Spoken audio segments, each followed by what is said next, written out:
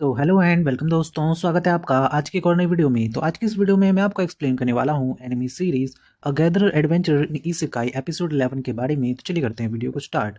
अगर आप चैनल पर नए हो तो जल्दी इस चैनल को सब्सक्राइब कर लो। एपिसोड की स्टार्टिंग होती है जहाँ पर हम देखते हैं कि ताकेरू जैसे ही सारा सॉल्यूशन बताता है, जो ब्रोलाइट होती है वो कहती है कि इसका मतलब है कि अब मेरे जैसा कोई और कर्स चाइल्ड पैदा नहीं होगा। एंड हम देखते हैं कि वो ये बोल के रोने लगती है, जिसे देखकर जो वार्पी होती है वो उससे कहती है कि वेल, अगर तुम अब इतना रो रही हो तो मुझे लगता है कि अब मुझे रिवर अरीना से बात करनी ही होगी। एंड हमें पता चलता है कि जो रिवर अरीना है वो एल्फ्स की गॉडेस है। एंड हम देखते हैं जो वार्पी होती है वो बी के साथ उड़ के देखती है कि कहाँ पे उन्हें रिवर अरीना मिलेगी, बट काफ़ी देर उड़ने के बाद भी उन्हें वो नहीं मिलती है। एंड उसके बाद वो नीचे आके बताती है कि एक्चुअली हमने काफ़ी जगहों पे ढूंढा बट हमें रिवर अरीना कहीं नहीं मिली। तभी अचानक से हम देखते हैं कि ब्रोलेट उससे कहती है कि कहीं ऐसा तो नहीं कि वो हमसे छुप रही है। बट तभी हम देखते हैं कि जो क्लेस्टोन होता है वो कहता है कि वेल, मुझे तो ऐसा लगता है कि यहाँ पे कोई ना कोई गड़बड़ है, क्योंकि तुमने देखा था ना कि कल भी यहाँ पे जो मैजिक एलिमेंट्स थे वो काफ़ी ज़्यादा थिक थे। तभी हम देखते हैं कि ये बात सुनने के बाद जो ताकेरू होता है वो ब्रोलाइट से कहता है कि ब्रोलाइट, मुझे लगता है कि हमें पहले कुछ इन्फॉर्मेशन इकट्ठा कर लेनी चाहिए। एंड वो पूछता है कि क्या यहाँ पे कोई गिल्ड है आसपास। तभी हम देखते हैं जो ब्रोलाइट होती है वो बताती है कि हाँ, यहाँ पे एक गिल्ड है जो कि डेमोन्स गिल्ड है। एंड हम देखते हैं कि डेमियोस गिल्ड के बारे में सुनकर जो ब्रोलाइट जो क्लेस्टोन होता है वो बताता है कि ये तो काफ़ी ज़्यादा फेमस गिल्ड है और काफ़ी ज़्यादा रिस्पेक्टेबल भी। एंड हम देखते हैं कि उसके बाद वो लोग उस गिल्ड के पास जाते हैं, जहाँ पे जाने के बाद जो क्लेस्टोन होता है वो बताता है कि ये सबसे फेमस गिल्ड है, क्योंकि यहाँ पे जितने भी एडवेंचर्स हैं वो एवरेज रैंक के हैं, जो कि काफ़ी ज़्यादा बढ़िया बात है। और साथ ही में एक सबसे बड़ा गिल्ड भी है, और यहाँ पे आउटसाइड वर्ल्ड से आने वाले लोगों को ज़्यादा पसंद नहीं किया जाता है।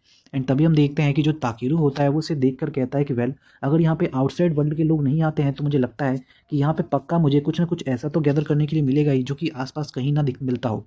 एंड हम देखते हैं कि वो उस रेयर मटेरियल्स के बारे में सोचने लगता है। तभी अचानक से हम देखते हैं कि वो लोग उस गिल्ड के अंदर जाते हैं।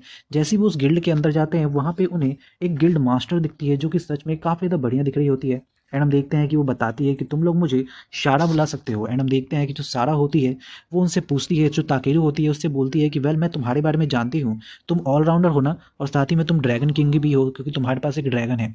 एंड उसके बाद वो ब्रोलाइट के पास जाती है और काफ़ी बढ़िया तरीके से बात करने लगती है कि मैं तुम्हारे बारे में काफ़ी ज़्यादा चिंतित थी ब्रोलाइट, क्योंकि तुम काफ़ी दिनों से यहाँ पे आई नहीं हो। एंड हम देखते हैं कि वो उसके साथ काफ़ी ज़्यादा लवी डबी बातें करने लगती है, जिसे देखकर ताकेरू बिल्कुल ही शर्मा जाता है कि ये क्या चल रहा है यहाँ पे। बट तभी अचानक से हम देखते हैं कि ताकेरू की नज़र वहाँ पे क्विस्ट बोर्ड पे पड़ती है, जहाँ पर जाकर वो देखता है एक कह सकते हैं एक मशरूम के बारे में। एक एडवर्टाइजमेंट होती है, कह सकते हैं एक क्विस्ट होती है, जिसमें उनको एक मशरूम चाहिए होता है। एंड हम देखते हैं कि वो कहता है कि वाह, यहाँ पे तो काफ़ी सारे मटेरियल गैदर करने के क्विस्ट पड़े हुए हैं। एंड हम देखते हैं कि उसे वो मशरूम का जो क्विस्ट है वो काफ़ी ज़्यादा पसंद आता है। वो मशरूम एक बी रैंक मशरूम होता है, जो कि काफ़ी रेयर मशरूम होता है। एंड हम देखते हैं कि जो गिल्ड मास्टर होती है वो बताती है कि एक्चुअली ये काफ़ी ज़्यादा रेयर मशरूम है, और क्योंकि अभी आसपास मटेरियल्स जो मैजिक के एलिमेंट्स हैं वो कुछ ज़्यादा ही हो रहे हैं, इसी वजह से इनको लाना काफ़ी ज़्यादा मुश्किल हो गया है। और तभी हम देखते हैं कि इसकी ये बात सुनने के बाद जो ताकेरू होता है वो कहता है कि मुझे लगता है कि हमें इसी वाले क्विस्ट को लेना चाहिए। एंड हम देखते हैं कि उसकी ये बात करने के बाद जो ब्रोलाइट होती है वो बताती है कि अगर ऐसी बात है तो मैं तुम्हें इस डीपेस्ट जंगल में ले जाऊंगी। ये कह सकते हैं एक केव होती है जिसके अंदर उसे ले जाएगी, क्योंकि वो पहले भी वहाँ पे जा चुकी है। एंड हम देखते हैं कि ताकेरू कहता है कि अगर ऐसी बात है तो ठीक है, फिर ये डिसाइडेड हुआ, हम यही वाला क्विस्ट लेंगे।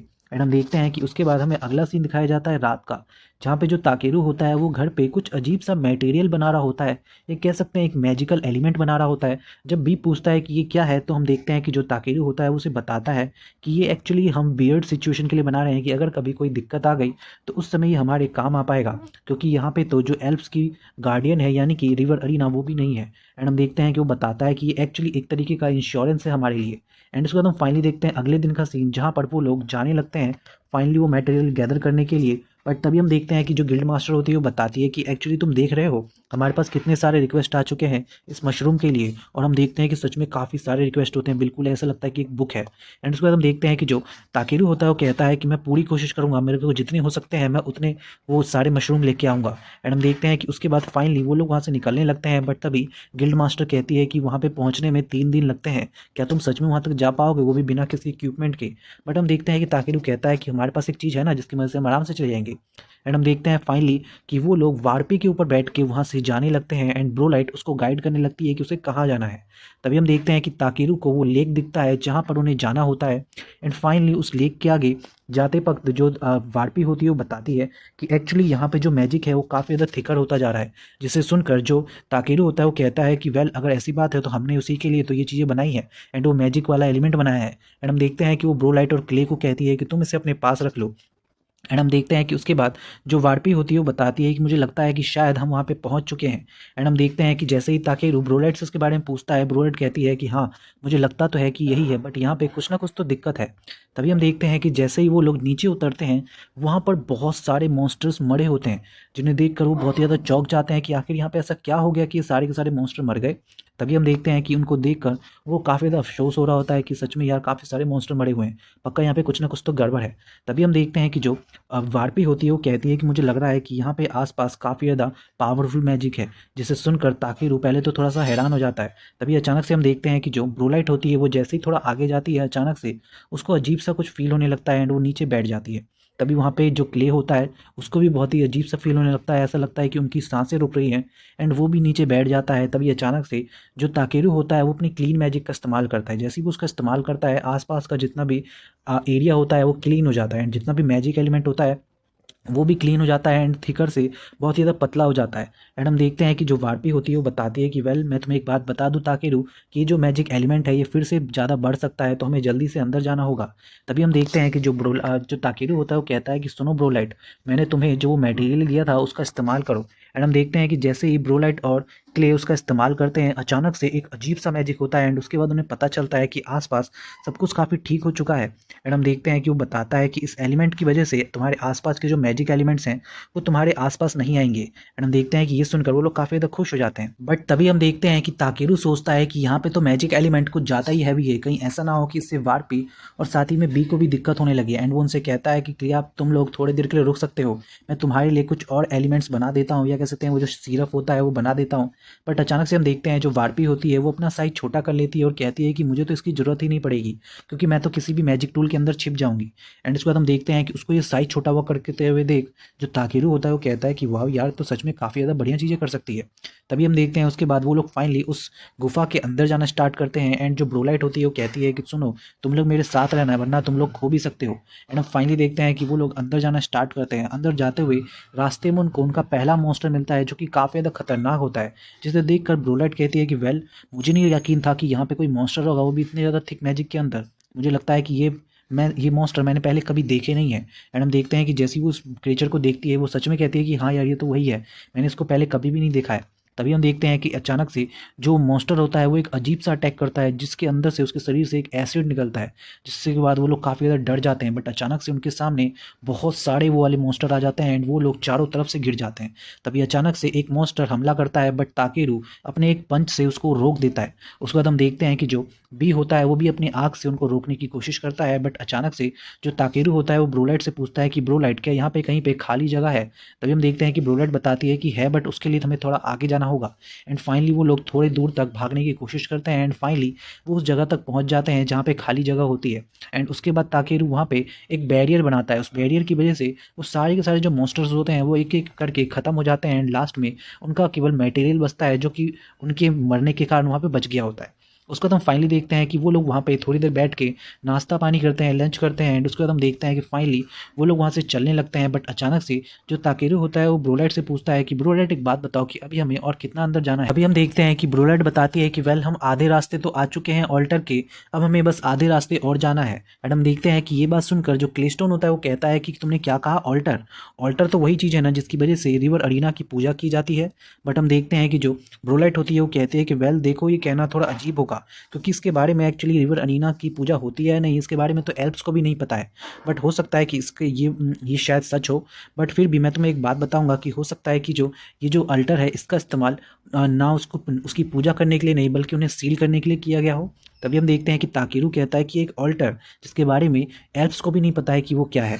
तभी अचानक से हम देखते हैं कि जो ताकेरू होता है वो सोचता है कि शायद हो सकता है कि इसका इस्तेमाल बल्कि उनको पूजा के लिए नहीं बल्कि उनको सील करने के लिए किया गया हो। एंड हम देखते हैं कि फाइनली वो लोग अंदर जाने लगते हैं। उसके बाद अंदर जाते हुए फाइनली वो लोग उस जगह पे पहुंचने वाले होते हैं, बट तभी जो क्लेस्टोन होता है वो कहता है कि यार मुझे तो काफ़ी ज़्यादा अजीब सा फीलिंग आ रही है, मुझे लगता है कि आगे पक्का कुछ ना कुछ होने वाला है। तभी अचानक से हम देखते हैं कि फाइनली वो लोग उस जगह तक पहुंच जाते हैं। एंड ब्रोलाइट बताती है कि जो वो ग्लोइंग सी जगह दिख रही है तुम्हें, उसके आगे ही वो ऑल्टर है।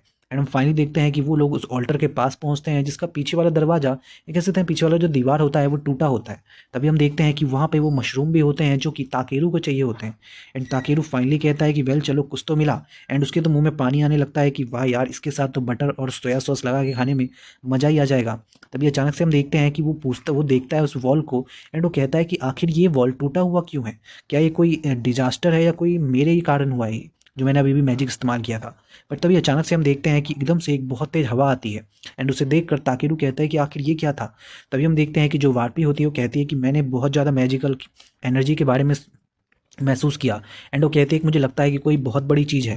एंड तभी अचानक से जैसे ही ताकेरू ऊपर देखता है उसे ऊपर एक अजीब सा स्लग दिखाई देता है। एंड हम देखते हैं कि वो स्लग नीचे उतर के उनके ऊपर अटैक करने के लिए तैयार हो जाता है। एंड फाइनली हम देखते हैं कि जो ब्रोलाइट होती है वो कहती है कि ताकेरू ये क्या है, क्या तुम्हें इसके बारे में पता है। तभी हम देखते हैं कि ताकेरू उसको स्टेटस को चेक करता है एंड उसे पता चलता है कि ये कीटो डार्क स्लग है। एंड हम देखते हैं कि ये डार्क स्लग काफ़ी ज़्यादा ताकतवर होता है क्योंकि ये एक एस रैंक का मॉन्स्टर है। जिसके बारे में सुनकर हम देखते हैं कि क्लेस्टोन कहता है कि ये क्या, ये तो पहले एक बार एक किंगडम में निकला था जिसका नाम है गैनफा, और उसने पूरे के पूरे किंगडम को ख़त्म कर दिया था। तभी हम देखते हैं कि जो ब्रोलाइट होती है वो कहती है कि हम इससे नहीं लड़ सकते, हमें यहाँ से भागना होगा। बट ताकेरू कहता है कि नहीं, हम यहाँ से भाग नहीं सकते। अगर ये एक ऐसा डीमन है जिसने एक नेशन को ख़त्म कर दिया तो ये हमारे लिए खतरा बन सकता है। एंड वो कहता है कि वेल, अगर हम यहाँ तक आ गए हैं तो हमें इसके बारे में कुछ ना कुछ तो करना ही होगा क्योंकि हम वैसे भी रिवर अरीना को ढूंढ रहे हैं। एंड हम फाइनली देखते हैं कि जो ताकेरू होता है उन्हें बताता है कि एक्चुअली इसकी जो वीकनेस है वो फायर है, और मुझे लगता है कि जो वी है वो अच्छे खासे तरीके से फायर को एक्टिवेट कर सकता है, तो हमारे लिए काफ़ी ज़्यादा अच्छी बात है। तभी अचानक से हम देखते हैं कि जो क्लेस्टोन होता है वो भी अपने रूप को बदलता है एंड वो भी काफ़ी ज़्यादा खतरनाक बन जाता है। वहीं दूसरी ओर जो वार्पी होती है वो कहती है कि तुम लोग फाइट करो और मैं ऊपर से चीयर करूंगी। एंड हम फाइनली देखते हैं कि फाइट स्टार्ट होती है। जो ब्रोलाइट होती है वो भी कहती है कि मैं भी तुम्हें फॉलो करूंगी, मैं भी यहाँ से पीछे नहीं मुड़ूंगी। एंड हम फाइनली देखते हैं कि वो जो स्लग होता है वो अपने पॉइजन से अटैक करना स्टार्ट करता है। बट तभी अचानक से जो बी होता है वो तेज़ी से जाता है। एंड हम देखते हैं कि ताकेरू सभी के ऊपर अपने मैजिक का इस्तेमाल कर लेता है ताकि सभी अच्छे खासे तरीके से अटैक कर सके। एंड वी सबसे पहले फायर का अटैक करता है, बट उस फायर से उसको कुछ खास नहीं होता है। एंड वो अपने स्टिंग्स को निकालता है एंड उसके ऊपर हमला करने लगता है। बट अचानक से वो अपने स्टिंग का हमला करता है क्लेस्टोन पे एंड उसको पकड़ लेता है। बट अचानक से हम देखते हैं कि क्लेस्टोन अपनी पावर का इस्तेमाल करके उसके उस स्टिंग्स को तोड़ देता है। एंड तभी अचानक से जो क्लेस्टोन होता है वो कहता है कि तुम्हें क्या सच में लगता है कि तुम मुझे हरा पाओगे, मुझे तो इस पूरे के पूरे केव का जो रूलर है वो भी नहीं हरा सकता है। एंड हम देखते हैं कि वो फाइनली हमला करता है उस स्लग पे एंड उसकी जो स्टिंग्स हैं उसको काट देता है। बट तभी अचानक से हम देखते हैं कि जो वो स्लग होता है वो अपने स्टिंग से बी के ऊपर हमला करने लगता है ताकि वो फायर का अटैक ना कर सके। बट तभी ताकेरू कहता है कि मुझे इसके बारे में कुछ ना कुछ तो करना होगा। तभी हम देखते हैं कि जो ताकेरू होता है वो सोचने लगता है कि आखिर ये हमें देख कैसे रहा है, इसके पास तो आंखें भी नहीं है। तभी उसे याद आता है कि ये तो डार्क में रहने वाला है, तो इसका मतलब है कि ये अपने किसी और बॉडी पार्ट का या किसी ऑर्गन का इस्तेमाल करता है देखने के लिए। एंड उसकी नज़र उसके सर पे रखे हुए दो अंटीना पे जाती है। एंड हम देखते हैं कि वो ब्रोलाइट से कहता है कि ब्रोलाइट, क्या तुम उसके सर पे जो अंटीना है उन्हें काट सकती हो। एंड हम देखते हैं कि ब्रोलाइट हाँ कर देती है। एंड जैसे ही वो अटैक करने के लिए जाती है वो स्लग भी उसके ऊपर अटैक करता है, बट तभी ताकेरू उसको बचाता है। एंड हम देखते हैं कि जो ब्रोलाइट होती है वो ऊपर जाके उसकी उन दोनों अंटीनास को काट देती है। एंड फाइनली हम देखते हैं कि जो बी होता है वो अपना फायर अटैक करता है जिससे लगभग लगभग वो स्लग पूरी तरीके से जल जाता है। बट लास्ट अटैक हमें देखने के लिए मिलता है कि जो ताकेरू होता है वो समझ जाता है कि इस अटैक से भी ये फिनिश नहीं होने वाली है। एंड हम फाइनली देखते हैं कि ताकेरू उसको लगने लगता है कि मुझे अब कुछ ना कुछ तो करना होगा। एंड उसे याद आता है कि अगर वो इस लग के मॉइस्चराइजर को ख़त्म कर दे तो पक्का ये कुछ ख़त्म हो जाएगा। एंड हम देखते हैं कि वो अचानक से वहाँ पे सॉल्ट निकालता है, वो भी काफ़ी ज़्यादा उम्दा सॉल्ट। एंड हमें लगता है कि वो मैजिकल सॉल्ट होता है, यानी कि नमक। एंड हम देखते हैं कि वो उससे गोले बनाता है एंड उन सॉल्ट्स को उन स्लग के ऊपर फेंकता है। जैसे ही वो उसके ऊपर उससे अटैक करता है उसका जो शरीर है वो पिघलने लगता है, जिसकी वजह से हम फाइनली देखते हैं कि जो स्लग है वो फाइनली खत्म हो जाता है क्लेस्टोन के आखिरी वार के बाद। एंड हम देखते हैं कि उसके खत्म होने के बाद जो ताकेरू होता है वो वहाँ से आगे जाने लगता है। थोड़ी दूर चलने के बाद उनकी नज़र ऊपर पड़ती है उस केव के ऊपर जहाँ पे बहुत सारे अंडे होते हैं उस स्लग के, जिसे देखकर वो लोग घबरा जाते हैं कि अगर ये सब निकल गए तो काफ़ी ज़्यादा खतरा बन जाएंगे। तभी हम देखते हैं कि जो ताकेरू होता है वो उनके स्टेटस को चेक करता है। जैसे ही वो उनके स्टेटस को चेक करता है उन्हें पता चलता है कि ये एक ए रैंक मॉन्स्टर है और साथ ही में इसकी वीकनेस ये है कि इसको अगर सनलाइट के पास रख दिया जाए तो ये सब खत्म हो जाएंगे। एंड हम देखते हैं कि ताकेरू सभी को आंखें बंद करने के लिए कहता है, अपने ये मैजिक से सनलाइट को क्रिएट करता है, जिसकी वजह से वो सारे के सारे जो मॉन्स्टर्स होते हैं वो खत्म हो जाते हैं। एंड अचानक से एक बहुत तगड़ी मैजिक वाली हवा आती है। एंड जिस हवा के बाद जो ताकेरू होता है वो कहता है कि आखिर ये क्या था। तभी हम देखते हैं जो वार्पी होती है वो बताती है कि शायद मुझे लगता है कि अभी अभी जो यहाँ पे जो मैजिक था जो कि इतना ज़्यादा थिक था वो ख़त्म हो चुका है। और मुझे लगता है कि ये शायद हुआ है स्पिरिट किंग की वजह से। एंड हम देखते हैं कि ये सुनकर ताकेरू को याद आता है कि स्पिरिट किंग यानी कि जो रिवर अरीना है वो। एंड हम फाइनली देखते हैं कि जो रिवर अरीना होती है वो वहाँ से आज़ाद हो जाती है, आई थिंक, क्योंकि वो सील होती है। एंड हमें अचानक से किसी की तो शक्ल दिखाई जाती है, मे बी वो शायद रिवर अरीना हो सकती है। एंड अचानक से हम देखते हैं कि यहीं पे एपिसोड खत्म हो जाता है। So thank you so much for watching this video.